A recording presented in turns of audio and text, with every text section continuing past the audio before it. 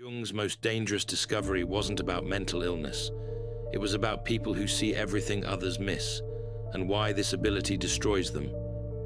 In his clinical practice, Jung documented patients with what he called differentiated perception, individuals who could read micro-expressions, sense hidden emotions, and perceive psychological patterns that escaped everyone else.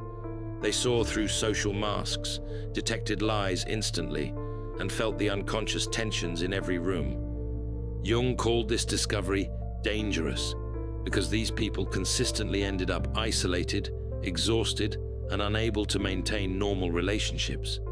Not because they were unstable, but because seeing everything came with a psychological cost no one understood. Today, I'll show you Jung's most dangerous discovery about people who see everything, and why he believed this rare ability either destroys you or transforms you into something extraordinary. The introverted intuitive type, comprising roughly 1% of the population, who don't just feel deeply, but perceive unconscious patterns with startling clarity. Jung observed that these individuals have what he called differentiated intuitive function.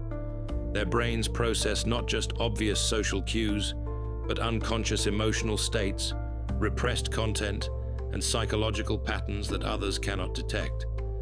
They see the depression behind forced smiles. They sense the desperation beneath confident presentations. They feel the collective shadow that groups unconsciously agree to ignore. Jung wrote, "The danger lies not in the perception itself, but in the psychic isolation it creates. When one sees clearly what others cannot or will not see, one becomes a mirror that society cannot bear to look into." This creates what Jung called the problem of the superior function, when your greatest strength becomes your greatest burden because it separates you from collective unconscious participation. But Jung discovered the real danger wasn't the perception itself, because people with highly differentiated perception see others' unconscious contents clearly.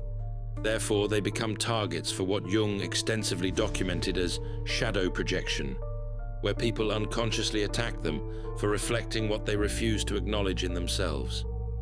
Jung wrote in Psychology of the Unconscious, "Nothing has a stronger influence psychologically on their environment, and especially on their children, than the unlived life of the parent." But he discovered this principle extended to all relationships.